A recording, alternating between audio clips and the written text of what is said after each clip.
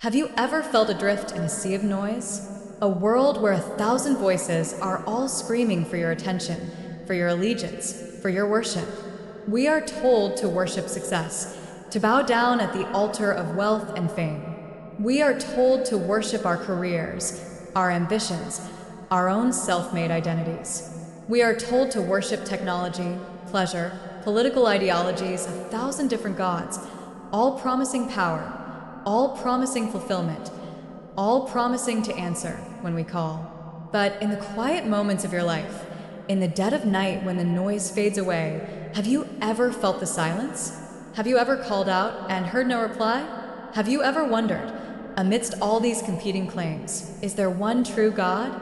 A God who actually answers? Today, we journey back nearly 3,000 years to a nation gripped by a spiritual famine, a people who had forgotten the God of their fathers and were lost in the worship of empty idols. We will stand on the summit of a mountain, a place of decision, and witness the most dramatic, high-stakes spiritual showdown in all of human history. This is not just a story of a lone prophet against an empire. It is a story for every person in every generation who has ever had to ask the question, who will I serve? This is the story of Mount Carmel. This is the tale of the ultimate challenge, of a battle decided by fire from heaven. This is the epic showdown to determine, once and for all, who is the true God. Our story unfolds during a dark chapter in the history of Israel. The nation was spiritually sick, led astray by a wicked king, Ahab, and his even more ruthless queen, Jezebel. They had turned the heart of the nation away from the living God of Abraham, Isaac, and Jacob, and had erected altars to a pagan deity named Baal, the god of rain and fertility. The worship of Baal was a religion of convenience, a faith that catered to the senses and the appetites, filled with depraved rituals and empty promises. And as the nation's heart grew cold towards their true God, the land itself began to die.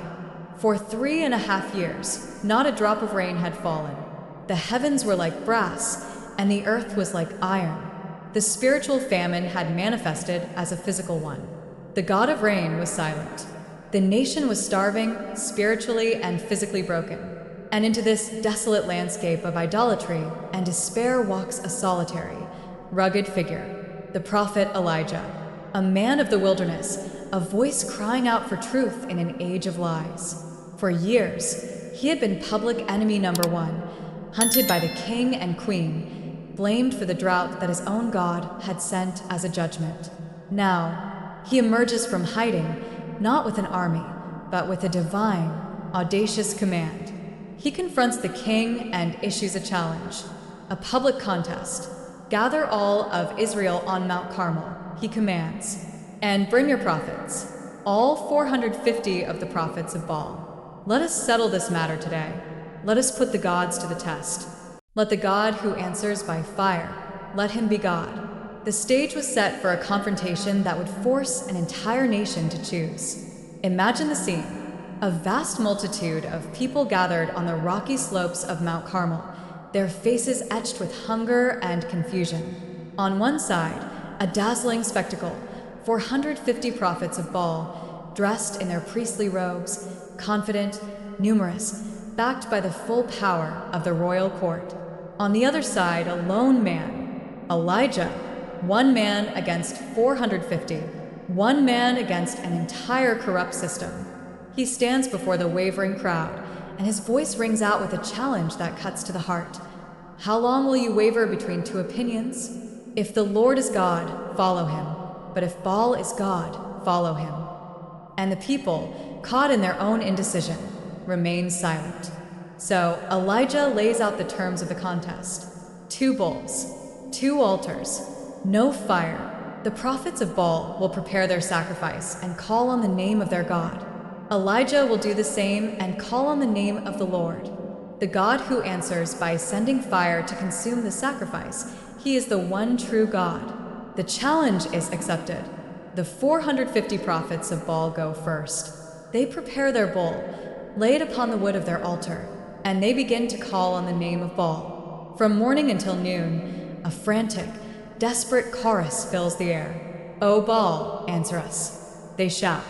They chant. They perform a limping, ritualistic dance around their altar. But there is no voice, no answer. The sun beats down from a cloudless, silent sky. The only sound is the echo of their own desperate cries. As the hours wear on, Elijah begins to mock them, his words dripping with holy sarcasm. Shout louder, he says. Surely he is a god. Perhaps he is deep in thought, or busy, or traveling. Maybe he is sleeping and must be awakened. Goaded by his taunts, their frenzy escalates. They shout louder. They work themselves into a trance, and they begin to cut themselves with swords and spears, a grotesque and bloody ritual, believing their own pain might rouse the attention of their god. But blood flows, cries fill the air, and still, there is no voice. No one answers. No one pays attention. Their God is silent, powerless, a complete and utter fraud. What are the silent gods that our modern world calls out to? We sacrifice our time, our families, our peace of mind on the altars of career, wealth, or online approval, crying out for them to answer us with a sense of worth and security. But do they? Let me know in the comments below. What is the most powerful lesson this story teaches us about the idols we face in our own lives? Then, as the afternoon wears on and the prophets of Baal collapse in exhausted, bloody failure, Elijah steps forward. His every move is a stark contrast to their chaos. He is calm, deliberate, and full of purpose. He does not build a new altar. He finds the ruins of the altar of the Lord that had been torn down, and he begins to rebuild it. He takes 12 stones, one for each of the tribes of Israel, a powerful symbol that he is calling a divided, broken nation back to its unified covenant with God. He carefully arranges the wood. He cuts the bull in pieces and lays it on the wood. And then he does something that seems utterly insane. He commands the people to fill 4 large jars with water and pour it on the offering and on the wood. They do it once. Do it again, he commands. They do it a second time. Do it a third time, he commands. They do it a third time, until the sacrifice and the wood are completely drenched, and the water fills a trench he has dug around the altar. From a human perspective, he has made an impossible task even more impossible. He has created a scene of complete, waterlogged hopelessness. But Elijah is not operating on a human perspective. He is setting the stage for a miracle so undeniable that no one will be able to explain it away. He is demonstrating absolute faith in a God who is not limited by human circumstances. And then, as the time for the evening sacrifice approaches, Elijah steps up to the altar. He doesn't shout. He doesn't dance. He doesn't cut himself.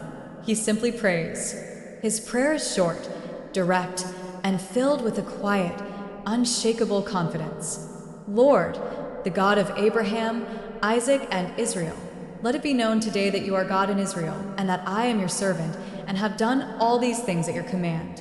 Answer me, Lord, answer me, so these people will know that you, Lord, are God, and that you are turning their hearts back again. And then it happened. Instantly, the fire of the Lord fell from heaven. This was no ordinary fire. It was a supernatural blaze, a bolt of divine power. It consumed the drenched offering. It consumed the waterlogged wood. It consumed the 12 stones of the altar. It consumed the very dust of the ground. And it licked up every drop of water in the trench. Everything gone. In a single, breathtaking moment of divine, fiery power. In the deafening silence that followed, a wave of holy terror and awe swept through the crowd. The evidence was undeniable. The debate was over. The question had been answered, and as one, the people fell prostrate on the ground, their faces in the dust before the holy, awesome power they had just witnessed. And from that vast multitude, a single, unified cry arose, a confession that thundered through the mountain air.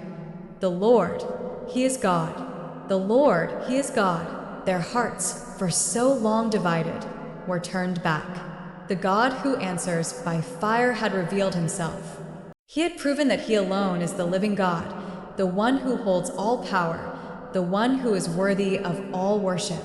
The story of Elijah on Mount Carmel is not just a historical account of a miracle. It is an eternal echo, a timeless challenge to a world still filled with silent, powerless idols. It reminds us that our God is not a distant, sleeping deity who must be roused by our frantic efforts. He is the living God who hears the quiet prayer of a faithful heart. He is the God who answers by fire, who reveals his power in moments of impossibility. This story forces us to ask ourselves, on what altar have we placed our trust? In a world that offers us 1,000 false gods, have we had the courage to stand, sometimes alone, and declare our allegiance to the one who is true? Your life is your Mount Carmel. Every day is a day of decision. Choose this day whom you will serve. For the God of Elijah is still our God. He is still turning the hearts of his people back to himself. And he is still the God who answers. If this story of unshakable faith and divine power has inspired you to stand firm in a world of competing voices, please give this video a like and subscribe to our channel. Join us as we continue to uncover the most powerful and life-changing stories ever told. Thank you for listening.